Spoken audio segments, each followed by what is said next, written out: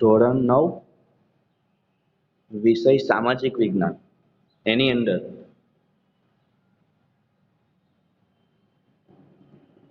પ્રકરણ 8 ભારતના રાજ્ય બંધારણ નું ઘડતર અને લક્ષણો નો અભ્યાસ કરીશું.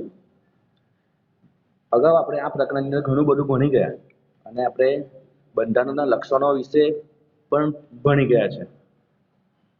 આજનું જે આપણું લક્ષણ છે એ 10મું લક્ષણ. અગાઉ આપણે 9 લક્ષણ ભણી ગયા બંધારણના. 10મું લક્ષણથી બાકી હતું તો એને કન્ટિન્યુ કરીએ છીએ આપણે. તો 10મું લક્ષણ છે રાજ્ય બંધારણનું કે ધર્મ નિરપેક્ષતા. આપણું રાજ્ય બંધારણ કેવી રીતના કયા લક્ષણ પર ગયેલું છે? ધર્મ નિરપેક્ષતા પર, એટલે કે બિન સાંપ્રદાયિકતા. એટલે શું? તો અગાઉ આપણે ભણી ગયા તેમ આ અંગે પણ અગાઉ આપણે આમુખમાં અભ્યાસ કર્યો કે આમુખની અંદર આ દર્શાવેલું જ છે કે બિન સાંપ્રદાયિકતા એટલે શું. ફરીથી જોઈએ તો ભારતીય બંધારણમાં સર્વધર્મ તરફ સમાન દ્રષ્ટિ અને સમાન આદર ભાવના સ્વીકારે થયો છે કે જે ભારતીય બંધારણ છે એમાં સર્વધર્મ જેટલા પણ ધર્મ છે ભારતની અંદર 7 ધર્મ છે ભારતની અંદર, તો એ 7 ધર્મ તરફ શું છે? સમાન દ્રષ્ટિ અને સમાન આદર ભાવ થી સ્વીકાર્યા છે. આ બધા ધર્મને સ્વીકાર્યા છે ભારતના બંધારણે. બધા ધર્મને સમાન ગણ્યા છે અને બધાને સમાન ગણીને બધાનો સ્વીકાર કર્યો છે આપણા ભારતના બંધારણની અંદર.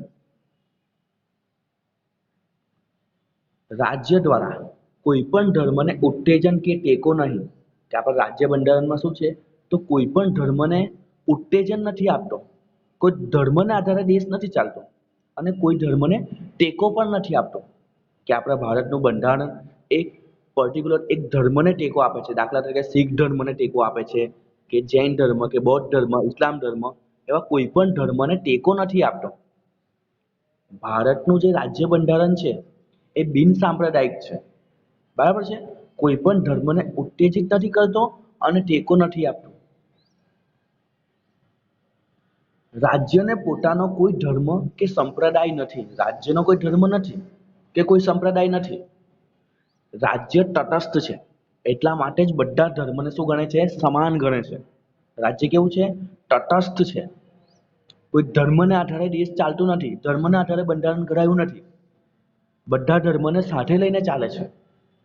એટલે પોતાનો કોઈ ધર્મ નથી રાજ્યનો કે કોઈ સંપ્રદાય નથી. રાજ્ય તટસ્થ છે અને બધાને સમાન દ્રષ્ટિએ જુએ છે, બધા ધર્મને. ભારતીય બંધારણ કોમી પક્ષપાત કે ધાર્મિક બાબતોથી પર છે. કે કોઈ પણ ધર્મનો પક્ષપાત નથી કરતો, કોઈનો ધર્મનો પક્ષ લેતો નથી. શું છે? ધાર્મિક બાબતોથી પર છે. એટલે કોઈ પણ ધાર્મિક બાબતો નથી આવતી અને કોઈ પણ ધર્મનો પક્ષપાત નથી કરતો. એ ધાર્મિકતાથી પર છે એટલે તટસ્થ છે. એના કરતા ઉપર, અલગ. તો આ શું છે? ભારતનું બંધારણ એ બિન સાંપ્રદાયિક છે, ધર્મનિરપેક્ષ છે. કોઈ ધર્મને ઉત્તેજન કે ટેકો નથી આપતો અને કોઈ પણ ધર્મનો પક્ષપાત નથી કરતો. એ શું છે? સમાન લાગણીએ જુએ છે, સમાન દ્રષ્ટિએ જુએ છે અને રાજ્ય તટસ્થ છે. રાજ્ય કોઈ પણ નાગરિક પ્રત્યે ધર્મના આધારે ભેદભાવ રાખતું નથી. કે રાજ્ય જે બંધારણ છે આપણું, કે હિન્દુ ધર્મને આગળ લઈ જવા માટે પ્રયત્ન કરે કે ઇસ્લામ ધર્મને આગળ લઈ જવા પ્રયત્ન કરે, બીજા ધર્મને ભેદભાવ કરે, એવું છે નથી. બધાને સમાન તક આપે છે. બધા જ નાગરિકોને સમાન તક પૂરી પાડે છે કે ભાઈ આ ધર્મને લોકોને જ આ નોકરી મળશે, આ ધર્મના લોકોને જ અહીંયા શિક્ષણ મળશે. એવું કરે છે? એવું ક્યારે નથી કરતું. આપણું જે રાજ્ય બંધારણ છે, રાજ્ય છે એટલે દેશ છે, એ કોઈ પણ ધર્મને આધારે કોઈ પણ નાગરિકનો ભેદભાવ નથી કરતો. બધાને સમાન તક પૂરી પાડે છે. બધા નાગરિકોને સમાન નજરે જુએ છે અને ભેદભાવ રાખતો નથી. એટલે આપણો ભારત દેશ એ ધર્મનિરપેક્ષ ગણાય છે, બિન સાંપ્રદાયિક. આપણું બંધારણ કેવું છે? બિન સાંપ્રદાયિકતા ઉપર રચાયેલું છે. કોઈ પણ ધર્મનો પક્ષપાત કે ભેદભાવ કરતું નથી. બધાને કેવી રીતના જુએ છે? સમાન દ્રષ્ટિએ જુએ છે. તો આ હતું ધર્મનિરપેક્ષ. આવડશે? ધર્મનિરપેક્ષમાં શું યાદ રાખવાનું કે આપણું જે ભારતનું બંધારણ છે એ કોઈ પણ ધર્મને ટેકો આપતું નથી અથવા કોઈ પણ ધર્મનો ભેદભાવ કરતું નથી. રાજ્ય બંધારણ તટસ્થ છે. બધા જ ધર્મને સમાન દ્રષ્ટિએ જુએ છે અને સ્વીકારે છે, અને કોઈ પણ નાગરિકને ધર્મના આધારે ભેદભાવ નથી કરતો. બધાને સમાન દ્રષ્ટિથી જુએ છે અને બધાને સમાન તક પૂરી પાડે છે. આમ આપણું જે બંધારણ છે એ કેવું છે? બિન સાંપ્રદાયિક છે અથવા ધર્મનિરપેક્ષ છે. ધર્મના અનુયાયીઓને પોતાની પસંદગીની ધાર્મિક માન્યતા, જે ધર્મના અનુયાયીઓ છે કે ને બ્રાહ્મણ છે, પછી અલગ અલગ ધર્મના અનુયાયી હોય, તો એ પોતાની પસંદગીના ધાર્મિક માન્યતા, બધાની અલગ અલગ માન્યતા હોય, અલગ અલગ ધર્મમાં અલગ અલગ માન્યતા હોય, અલગ અલગ શ્રદ્ધા અને આસ્થા અનુસારનું ધર્મનું પાલન કરવાનો, કે બધા નાગરિકો છે, બધા અનુયાયીઓ છે ધર્મના, એ પોતે પોતાની ધાર્મિક માન્યતા, હિન્દુ ધર્મની ધાર્મિક માન્યતા અલગ હશે, ઇસ્લામ ધર્મની ધાર્મિક માન્યતા, જૈન, બૌદ્ધ, શીખ, પારસી, બરાબર છે, બધાની જ ધાર્મિક માન્યતા કેવી હશે?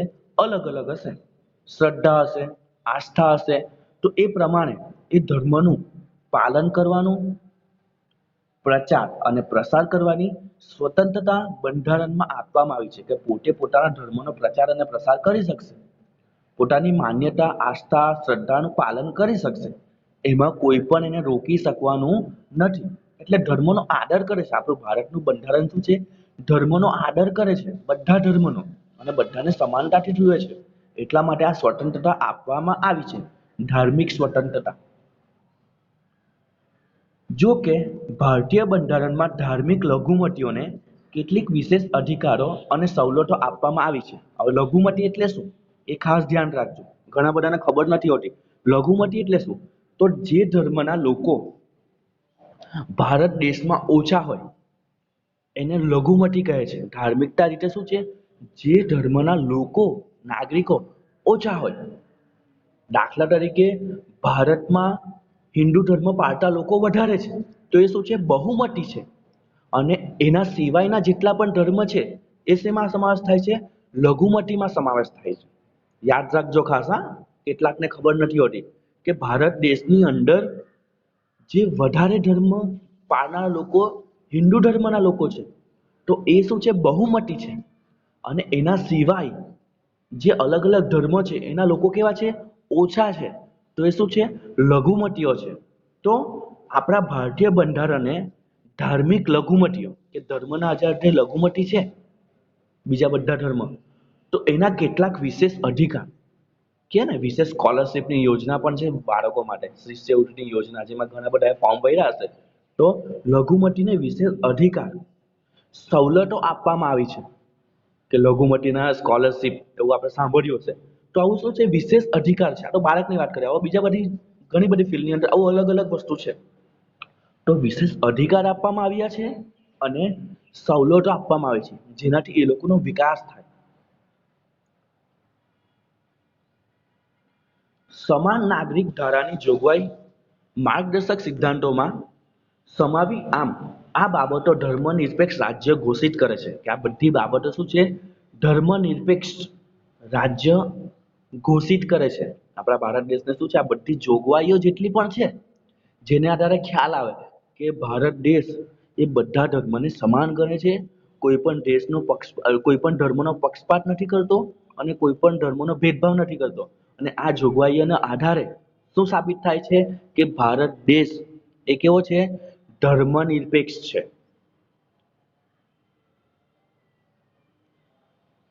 આ હતું 10મું લક્ષણ, બિન સાંપ્રદાયિકતા અથવા તો ધર્મનિરપેક્ષતા. ત્યારબાદ છે 11મો મુદ્દો, 11મું લક્ષણ, અદાલતી સમીક્ષા. એટલે શું? તો જોઈએ, અદાલતની સમીક્ષા બંધારણનું વિશિષ્ટ લક્ષણ છે, એક આગવું. કેમ આગવું? તો સંઘ કે અને રાજ્ય દરેક પોતાના કાર્યક્ષેત્રમાં જ રહીને જે કામ કરે કે વહીવટ કરે એ જોવાની સત્તા અદાલતને સોંપવામાં આવી છે. અદાલત શું કરશે? સમીક્ષા કરશે. એટલે શું? કે દેશ એટલે સંઘ સરકાર અને રાજ્ય, કેન્દ્ર સરકાર અને રાજ્ય સરકાર પોતાનું જે કાર્યક્ષેત્ર છે એટલે જે વિષયો આપવામાં આવે છે, આગળ આપણે વિષયો વિશે ભણી ગયા કે કેન્દ્રના 97 વિષય, રાજ્યના 66 વિષય અને સંયુક્ત 47 વિષય. તો જેટલું પણ કાર્યક્ષેત્ર છે એ લોકોનું, કેન્દ્ર સરકાર અને રાજ્ય સરકાર એટલે સંઘ અને રાજ્ય દરેકને પોતાનું કાર્યક્ષેત્રમાં રહીને જે કામ આપ્યું છે અને જે વહીવટ કરે છે એ જોવાની સત્તા કોની પાસે છે? અદાલત પાસે છે કે કેન્દ્ર સરકાર અને રાજ્ય સરકાર બરાબર કામ કરે છે કે નહીં, એમને જે કામ સોંપ્યું છે એ બરાબર કરે છે કે નહીં, એ જોવાની સત્તા કોની પાસે છે? અદાલત પાસે છે. એટલે અદાલત શું કરશે? એના કાર્ય અંગેની સમીક્ષા કરશે કે ભાઈ કાર્ય યોગ્ય કરતા નથી. ઘણા પેપરમાં સાંભળ્યું હશે કે ફલાણા રાજ્યને, કોઈ પણ રાજ્યને શું કરે છે? અદાલતે, હાઈકોર્ટે ફટકાર લગાવી કે તમે યોગ્ય કામ નથી કરતા. અત્યારે કોરોના સંકટમાં જ ઘણા બધા રાજ્યોને ફટકાર લગાવી પોતાની જે અદાલત છે એણે, હાઈકોર્ટ, સુપ્રીમ કોર્ટે, કે યોગ્ય કામ થયું નથી તો યોગ્ય કામ કરો. તો હવે અદાલત શું કરે છે? સમીક્ષા કરે છે. એની જવાબદારી કોની છે? અદાલતની છે. અને સમીક્ષા કરવાની સત્તા સોંપવામાં આવી છે કે કેન્દ્ર કે રાજ્ય પોતે કાયદામાં રહીને કાર્ય કરે છે કે નહીં, યોગ્ય કાર્ય કરે છે કે નહીં, યોગ્ય વહીવટ કરે છે કે નહીં, તો એ જોવાનું કામ કોનું છે? અદાલતનું છે. સંસદની સત્તાઓને અવગણ્યા વગર અદાલતી સમીક્ષા વિશેના સિદ્ધાંતો વચ્ચે એક સુમેળ સ્થાપવાનો પ્રયાસ બંધારણમાં કરવામાં આવે છે કે સંસદની સત્તાઓને, સંસદ પાસે સત્તા છે પણ એની અવગણ્યા વગર, સંસદ પાસે સત્તા છે પણ એના સિવાય અદાલતી સમીક્ષા વિશેનો સિદ્ધાંત એ વચ્ચે સુમેળ છે કે સંસદમાં તો સવાલ પૂછવાના જ છે, બરાબર છે, સંસદમાં તો મંત્રીઓએ જવાબ આપવાના જ છે, પણ સાથે સાથે જે આખું મંત્રીમંડળ છે ને મંત્રીઓ છે એનું યોગ્ય કામ થતું કેમ નથી અને યોગ્ય કામ થાય છે કે નહીં એ જોવાનું કામ અદાલતનું છે. અદાલત શું કરશે? એ કાર્યની સમીક્ષા કરશે કે યોગ્ય થયું છે કે અને હજુ યોગ્ય કરવા જેવું છે. તો એ સમીક્ષા કરવાનું કામ કોણ કરે છે? અદાલત. એટલે સંસદ પણ કરે છે એ જ કામ અને અદાલત પણ કરે છે. તો એ શું છે? એક વચ્ચે, એકબીજા વચ્ચે સુમેળ છે.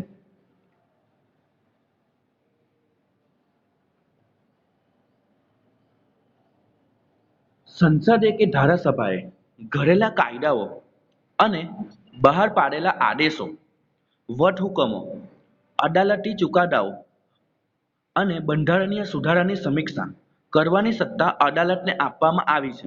કે ને કે સંસદ કે ધારાસભા, સંસદ એટલે કેન્દ્ર સરકારની વાત કરી છે એટલે દેશ લેવલની સરકાર, અને ધારાસભા, બરાબર છે, કે જે ઘડેલા કાયદા છે એ શું કરે છે? બહાર પાડેલા આદેશો છે, ઘણી વાર છે ને આદેશો બહાર પાડે, કાયદા બહાર પાડે, વટહુકમો બહાર પાડે, આટલા સમય માટે આ બંધ, કરફ્યુ ને બધું નહીં આવતું, તો એ અદાલતી ચુકાદાઓ અને બંધારણીય સુધારાઓ, જે બંધારણમાં ઘણા બધા સુધારા, અત્યારે એક કેસ ચાલે છે કે બિલ વાળો કે શું કે કૃષિ બિલ વિશે આપણે અત્યારે જ ઘણા બધા ન્યૂઝમાં સાંભળ્યું હશે. તો બધા ઘણા બધા કાયદાઓ છે, સુધારા છે, એ એની સમીક્ષા કરવાની સત્તા કોની પાસે છે? અદાલત પાસે છે. કે જે બંધારણમાં સુધારો કરવામાં આવ્યો છે, અદાલતમાં કઈ ચુકાદો કરવામાં આવ્યો છે, એ સુપ્રીમ કોર્ટ કરશે. વટહુકમ બહાર પાડવામાં આવ્યો છે, આદેશ બહાર પાડવામાં આવ્યો છે, જે કાયદા ઘડવામાં આવ્યા છે સંસદ, ધારાસભા દ્વારા, તો એ યોગ્ય છે કે નહીં અને એનાથી નાગરિકોને શું ફાયદો થશે, શું નુકસાન થશે અને આમાં શું સુધારો કરવાનો છે, એવી સમીક્ષા કોણ કરશે? અદાલત કરશે. તો આવું તમે ઘણીવાર ન્યૂઝપેપરમાં કે સમાચારમાં સાંભળ્યું જ હોય છે, અત્યારે ઘણા સમયથી સાંભળવામાં આવે છે. તો આ રીતે શું છે? અદાલત સમીક્ષા કરે છે. કોની? કેન્દ્ર સરકાર, રાજ્ય સરકાર જે કામ કરે છે, જે વહીવટ કરે છે, એની સમીક્ષા કરવાનું કામ કોનું છે? અદાલતનું છે. એવી સત્તા અદાલત પાસે છે. અદાલતને જો એમ ખાતરી થાય કે ઘડવામાં આવેલો કાયદાઓ, સુધારાઓ કે બહાર પાડેલા હુકમો બંધારણની મૂળ જોગવાઈઓ સાથે સુસંગત નથી, કે બંધારણની જોગવાઈમાં જે કહ્યું છે એની સાથે મેળ બેસતો નથી, તો તેને અદાલત ગેરબંધારણીય ઠેરવીને રદબાતલ જાહેર કરી શકે છે. કે જે કાયદો છે, જે હુકમ છે, એને રદ કરી શકે છે. એવી સત્તા કોની પાસે છે? અદાલત પાસે છે. એટલે કેન્દ્ર સરકાર, રાજ્ય સરકારે જે બહાર પાડ્યો છે કાયદો, જે સુધારો કર્યો છે બંધારણની અંદર, એ યોગ્ય છે કે નહીં, અને જો યોગ્ય ન હોય, બંધારણીય જોગવાઈને અનુસાર ન હોય, તો શું કરી શકે છે? અદાલત એને રદ કરી શકે છે કે આ જે કાયદો છે એ રદ થાય છે. બરાબર છે? એની સાથે સુસંગત નથી, જે બંધારણમાં જે લખ્યું છે, બંધારણની જે જોગવાઈઓ છે એની સાથે મેળ બેસતો નથી. તો એને શું કરે છે? ગેરબંધારણીય ઠેરવીને એને રદ બાતલ કરી શકે છે, એટલે રદ કરી શકે છે. આવી સત્તા કોની પાસે છે? અદાલત પાસે છે. આ હતું 11મો મુદ્દો. ત્યાર પછી છે 12મો મુદ્દો, મૂળભૂત હક અને ફરજો. એમાં જોઈએ, ભારતના લોકો એક સ્વતંત્ર રાષ્ટ્રના નાગરિક તરીકે ગૌરવપૂર્ણ જીવન જીવી શકે તે માટે બંધારણમાં મૂળભૂત હક્કો આપવામાં આવ્યા છે. તમે આ જ ધોરણની અંદર ભણશો, આપણાના જે 6 હક છે ને, 6 હક, એના વિશે આપણે ભણશું કે સ્વતંત્રતાનો હક, સમાનતાનો હક, ધાર્મિક સ્વતંત્રતાનો હક. તો આ જે હક્કો આપણને આપ્યા છે, આપણે 6 હકો વિશે ભણશું. તો એ હક શું છે એના વિશે આપણે ભણવાનું છે. તો ભારતના લોકોએ સ્વતંત્ર રાષ્ટ્રના નાગરિક છે. સ્વતંત્ર રાષ્ટ્રના નાગરિક તરીકે એ ગૌરવપૂર્ણ જીવન જીવી શકે એના માટે ભારતીય બંધારણે એને મૂળભૂત હક્કો આપવામાં આવ્યા છે. કે સમાનતાનો હક, કોઈ ભેદભાવ નહીં કરી શકશે, કોઈ પણ નાગરિકનો કોઈ પણ ભેદભાવ નહીં કરી શકે. જો ભેદભાવ કરે તો એના પર કાયદેસરની કાર્યવાહી થાય. ધાર્મિક સ્વતંત્રતાનો હક, તો કોઈ પણ નાગરિક કોઈ પણ પોતાનો મન ભાવે એ ધર્મ પાળી શકે, એને કોઈ રોકી શકે નહીં. તો એ આપણો એક હક છે. તો આવા હક્કો આપવામાં આવે છે જેનાથી પોતે એક ગૌરવપૂર્ણ જીવન જીવી શકે. ભારતનો નાગરિક કેવું જીવન જીવી શકે? ગૌરવપૂર્ણ. એટલા માટે એને હક આપવામાં આવ્યા છે. સર્વાંગી વિકાસની સાથે રાષ્ટ્રના વિકાસ માટે જરૂરી સ્વતંત્રતાની ખાતરી સાથે હક્કો અને ફરજો એ લોકશાહી સમાજની મહામૂલી મૂડી છે. કે ભારતમાં નાગરિકો પોતાનો સર્વાંગી વિકાસ કરી શકે, રાષ્ટ્રના વિકાસ માટે એને સ્વતંત્રતાની ખાતરી સાથે, કે સ્વતંત્ર છે, પોતે સ્વતંત્રતાનો હક આપવામાં છે, તો સ્વતંત્રતા સાથે હક્કો આપવામાં આવ્યા છે. અને ફરજો, કે નાગરિકને હક આપવામાં આવે છે, પણ એ નાગરિકની દેશ પ્રત્યેની ફરજ કઈ છે? તો એક ઉદાહરણ આપું છું કે ભાઈ, આપણે આપણા રાષ્ટ્રધ્વજનું સન્માન કરવું, રાષ્ટ્રગીતનું સન્માન કરવું, એ આપણા દેશની ફરજ છે. આપણા નાગરિક તરીકે આપણી ફરજ છે દેશ પ્રત્યે. તો એ ફરજો એ લોકશાહી સમાજની મહામૂલી મૂડી છે. આ મૂડી ગણાય. શું છે? આપણા હક્કો અને ફરજો એ શું છે? એક મહામૂલી મૂડી ગણાય. કારણ કે હક આપણા પોતાના વિકાસ માટે છે અને દેશના વિકાસ માટે પણ છે. સાથે સાથે ફરજો પણ આપવામાં આવે છે. એ ફરજોનું આપણે પાલન કરવું પડશે, જેનાથી દેશનો વિકાસ થશે. તો આવા લોકશાહી દેશમાં આ શું ગણાય છે? મહામૂલી મૂડી ગણાય છે, આપણા હક્કો અને ફરજો. બંધારણીય ઇલાજનો હક તથા 6 થી 14 વર્ષ સુધીના બાળકોને ફરજિયાત શિક્ષણનો હક પણ બંધારણમાં સમાવવામાં આવ્યો છે. શું છે? બંધારણીય ઇલાજનો હક એટલે શું? તો જે આપણને હક્કો આપવામાં આવ્યા છે એનાથી આપણા સાથે કોઈ ભેદભાવ થાય, એ હક્કો આપણે ભોગવી ન શકીએ, તો આપણે શું કરી શકીએ? છેલ્લે શું કરવાનું? કોર્ટમાં જવાનું કે મને આ હક મળ્યો નથી, મારી સાથે ભેદભાવ થયો છે, મને જે સ્વતંત્રતાનો હક આપવામાં આવ્યો છે એનું પાલન નથી થયું, મારી સાથે ભેદભાવ થયો છે, મારી સાથે સમાનતાની લાગણીથી જોયું નથી. તો આપણે ક્યાં જઈ શકીએ? અદાલતમાં જઈ શકીએ અને આપણે ન્યાય માંગી શકીએ. તો આને શું કહેવાય છે? બંધારણીય ઇલાજનો હક કહેવાય છે. કે આપણા હક્કોનું પાલન નથી થયું તો આપણે ક્યાં જવાનું? કોર્ટમાં જવાનું, અદાલતમાં જવાનું. અને એ જે હક આપણને આપવામાં આવ્યો છે એને શું કહેવાય છે? બંધારણીય ઇલાજનો હક. એટલે આપણે પોતે હક મેળવી શકીએ, આપણને ન્યાય મળી શકે.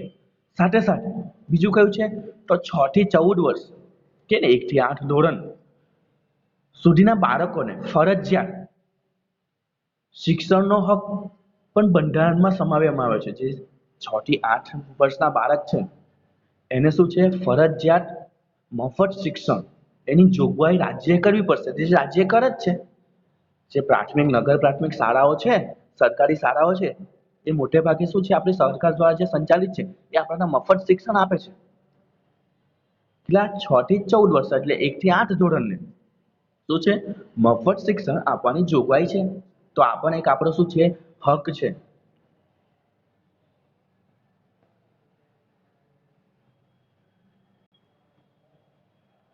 ત્યારબાદ 13મો મુદ્દો, રાજનીતિના માર્ગદર્શક સિદ્ધાંતો. એ શું છે તે જોઈએ. લોકોના રક્ષણ, સલામતીની સાથે કલ્યાણ સાધવાનો પ્રયાસ રાજ્ય કરવાનો છે. રાજ્યનું કામ શું છે? જે સરકાર છે એનું કામ શું છે? તો લોકોનું રક્ષણ કરવાનું, દેશ અને રાજ્ય બંને. સલામતીની સાથે કે લોકોને સલામત રાખવાનો, સાથે કલ્યાણ સાધવાનો, લોકોનું કલ્યાણ થાય એવો પ્રયાસ કોણ કરે છે? રાજ્ય કરે છે. રાજ્ય એટલે કે દેશ, એટલે કે રાજ્ય સરકાર અને કેન્દ્ર સરકાર બંનેનો સમાવેશ થાય છે. રાજ્ય એટલે શું સમજવાનું? કેન્દ્ર સરકાર અને રાજ્ય સરકાર બંને સમજવાનું. તો લોકોનું રક્ષણ, સલામતી અને કલ્યાણ સાધવાનું કામ કોણ કરે છે? સરકાર કરે છે. રાજ્યોની નીતિ ઘડવામાં અને રાજ્યના શાસનમાં રાજ્યનીતિના માર્ગદર્શક સિદ્ધાંતો માર્ગદર્શન આપે છે. કે જે સરકાર છે એને કાયદા બનાવવામાં, નીતિ બનાવવામાં, એનું ઘડતર કરવામાં અને શાસન કરવામાં મદદરૂપ કોણ થાય છે? રાજનીતિના માર્ગદર્શક સિદ્ધાંતો. એ શું પૂરું પાડશે? માર્ગદર્શન પૂરું પાડશે કે કેવી રીતે શાસન કરવું, કેવી રીતે નીતિ નિયમો ઘડવા, એનું પાલન કરાવવું, એવું માર્ગદર્શન કોણ આપે છે? રાજનીતિના માર્ગદર્શક સિદ્ધાંતો. રાજનીતિના માર્ગદર્શક સિદ્ધાંતો રાજ્યને માર્ગદર્શન પૂરું પાડે છે કે કેવી રીતે નીતિ ઘડવી, કેવી રીતે શાસન કરવું. તેથી પણ તે સિદ્ધાંતો માર્ગદર્શક સિદ્ધાંતો કહેવાય છે. રાજનીતિના માર્ગદર્શક સિદ્ધાંતોને શું કહેવાય છે? માર્ગદર્શક સિદ્ધાંતો. કેમ? કારણ કે એ રાજ્યને માર્ગદર્શન પૂરું પાડે છે કે કેવી રીતે નીતિ નિયમો ઘડવા અને શાસન કેવી રીતે કરવું, એનું માર્ગદર્શન પૂરું પાડે. એટલા માટે શું છે? રાજનીતિના માર્ગદર્શક સિદ્ધાંતો. અને એના દ્વારા શું થાય? લોકોનું રક્ષણ થાય, સલામતી જળવાય અને લોકોનું કલ્યાણ થાય. એવું માર્ગદર્શન કોણ આપે છે? રાજનીતિના માર્ગદર્શક સિદ્ધાંતો.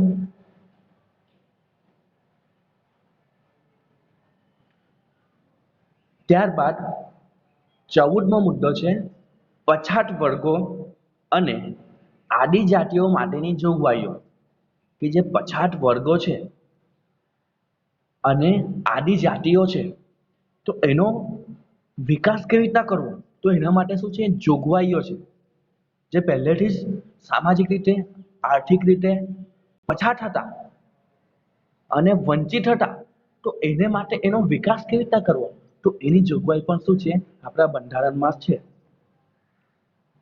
સમાજના પછાત વર્ગો કે પછાત જાતિઓ કે વંચિત સમુદાયોના ઉત્કર્ષ અને તેઓને સામાન્ય પ્રવાહમાં ભેળવવા માટે સક્ષમ બનાવવા માટે ભારતના બંધારણમાં વિશેષ જોગવાઈઓ કરવામાં આવી છે. આપણે સાંભળ્યું હોય એસસી, એસટી, ઓબીસી, બરાબર છે. તો એ કોઈ પણ રીતે વંચિત હતી, પછાત હતી, પછાત જાતિઓ કે અલગ સમુદાયો છે જે વંચિત રહી જતા હતા, લોકો સાથે સમાન નતા, એ પછાત રહી જતા હતા. તો એ લોકોનું રક્ષણ થાય, એ લોકોને સક્ષમ બનાવવામાં આવે અને બધાને સમાન કરવા માટે શું છે? ભારતના બંધારણમાં વિશેષ જોગવાઈઓ છે કે જે પછાત રહી ગયા છે એને આગળ લાવવા, જે પાછળ રહી ગયા છે, જે વંચિત રહી ગયા છે એને આગળ લાવી અને બધાને સમાન કરવા. તો એના માટે બંધારણમાં શું છે? જોગવાઈઓ છે. ધારાગૃહોમાં સ્થાનિક સ્વરાજ્યની ચૂંટણીઓમાં, ધારાગૃહ બરાબર છે, જે સંસદ કહીએ તે, ધારાસભા કહીએ તે, સ્થાનિક સ્વરાજ્યની ચૂંટણીઓમાં, સ્થાનિક સ્વરાજ્ય એટલે શું કે ને? તાલુકા પંચાયત, જિલ્લા પંચાયત, ગ્રામ પંચાયત, નગરપાલિકા, મહાનગરપાલિકા, અને જે ઇલેક્શન થાય છે એ સ્થાનિક સ્વરાજ્યની સંસ્થા જે સ્થાનિક લેવલે કામ કરે છે. તો એની ચૂંટણીઓમાં રાજકીય પ્રતિનિધિત્વ પૂરું પાડે તે માટે અનામત બેઠક ફાળવવામાં આવી છે. આ લોકોને શું આપવામાં આવ્યું છે? અનામત. આપણે સાંભળ્યું એસસી, એસટી, ઓબીસી, અનામત સીટો, રિઝર્વ સીટ. તો એ શું છે? એ લોકોને અનામત આપવામાં આવી છે જેનાથી એ લોકો આગળ આવી શકે.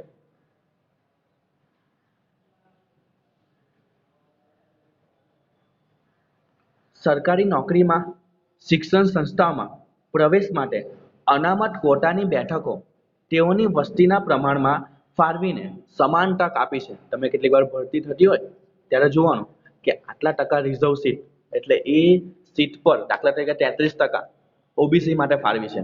તો ખાલી ઉદાહરણ આપું છું, તો એ 33% ઓબીસી ના કેન્ડિડેટ છે, એટલે ઓબીસી માં જે આવે છે એને જ એ 33%માં શું મળશે? પ્રવેશ મળશે, બીજાને નહીં. એ જ 33%માં ઓબીસી ના લોકોને જ શું મળશે? પ્રવેશ મળશે અથવા તો નોકરી મળશે, બીજાને નહીં. એવી રીતના એસસી એસટી આવે, ઓકે, ઈડબ્લ્યુએસ પણ આવે તો આવે છે. તો આ શું છે? એક ક્વોટા, એક અનામત છે, જેનાથી એ વંચિત રહી જતા હતા લોકો એને આગળ લાવવાના. જે પછાત જાતિઓ છે, સામાજિક રીતે, શૈક્ષણિક રીતે, કોઈ પણ વંચિત સમુદાયો આર્થિક રીતે, તો એને શું કરવાના છે? આગળ લાવવાનો છે.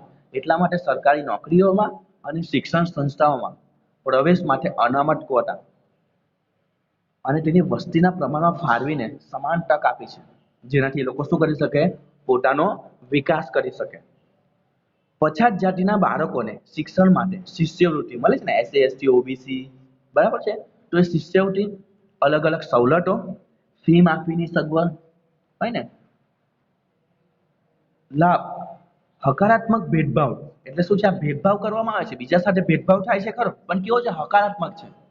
કારણ કે બીજા જે પછાત રહી ગયા છે ને આગળ લાવવાના છે, એટલા માટે શું છે? એને હકારાત્મક ભેદભાવ કહી શકાય. બંધારણમાં એવું કીધું છે કે ભેદભાવ નહીં કરવા, પણ આ કેવો ભેદભાવ છે? હકારાત્મક ભેદભાવ. કેમ?